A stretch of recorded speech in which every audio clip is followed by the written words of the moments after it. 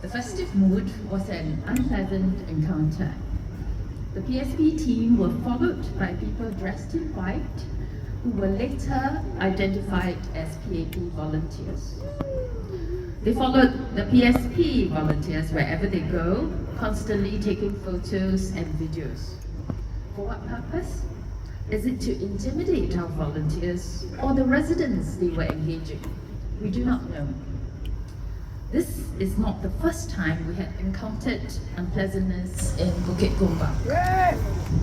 I personally had encountered a similar incident in November 2024 while conducting house visits in Hillview Estate. We were followed by men in plain clothes and ladies in white. And my conversation with the resident was video recorded. Ms. Lo Yen Ling, the MP for Bukit Gombak, did not acknowledge any misbehavior by her party's volunteers, but instead accused a PSP volunteer of slapping a PAP volunteer.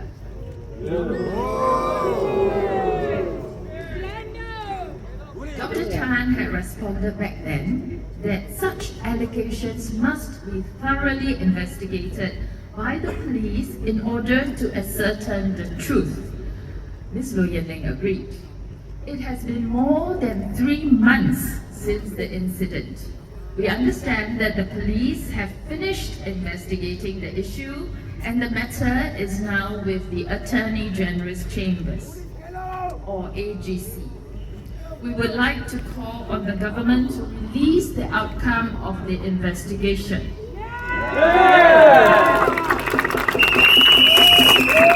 Residents of Bukit Gombak and Chua Chu Kang who are with us tonight, as well as all Singaporeans, do you want to know the truth? Yeah!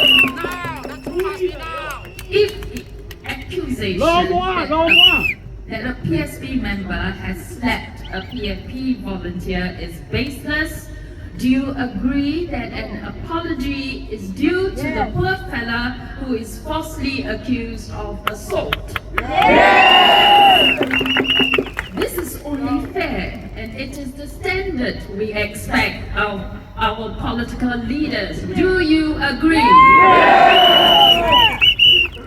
Another concern that arises from this incident is, are our political leaders losing touch with what is happening on the ground? Are they relying too much on what their volunteers are telling them without exercising through due care and critical thinking?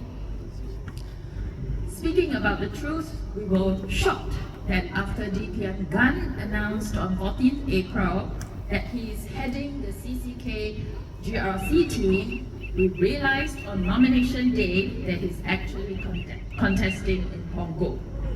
I'm sure CCK residents were shocked as well to lose their long-time MP so suddenly. What made the PAP go back on their public announcement? Can we no longer trust their public announcements? Where do we draw the line on what we can believe and what we cannot? I would much rather the PAP had kept the CCK slate undisclosed until nomination day instead of being told something that later proved to be untrue. This is so damaging to trust.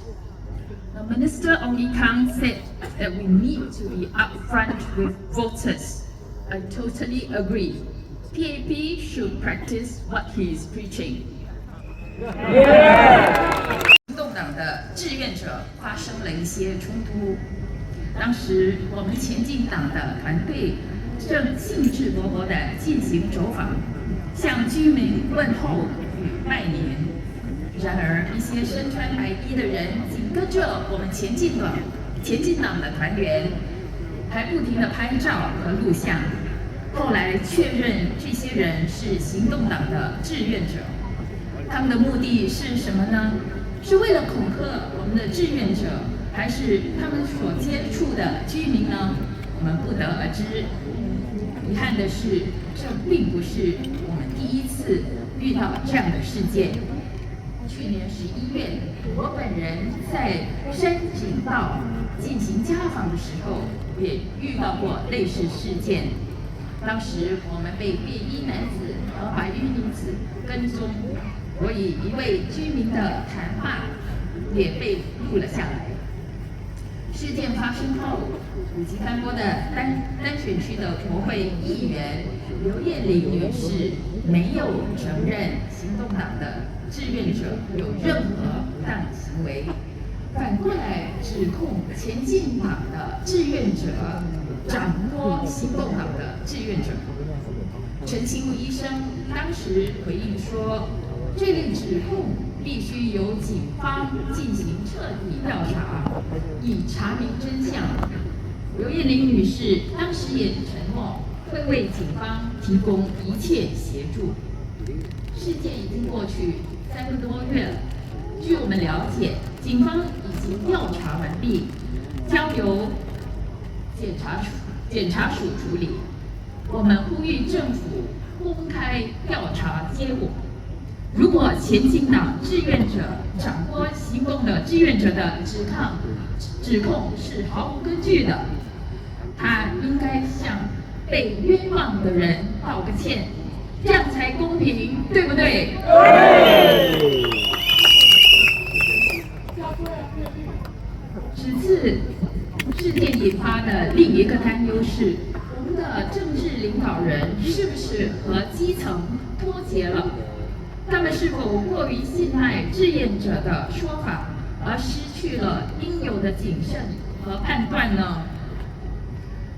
说到真相，提名日当天也发生了令人吃惊的事。在4月14日，副总理严金勇宣布，他将会是蔡厝港集选区团队的领军部长，但在提名日当天，他却跑到榜额了。我相信蔡厝港居民突然失去了服务他们19年的国会议员，也感到震惊。行动党为什么会这么做呢？我宁愿行动党在提名日之前没有透露蔡厝港集选区的名单，而不是这样出尔反尔，这将损害人民对行动党的信任。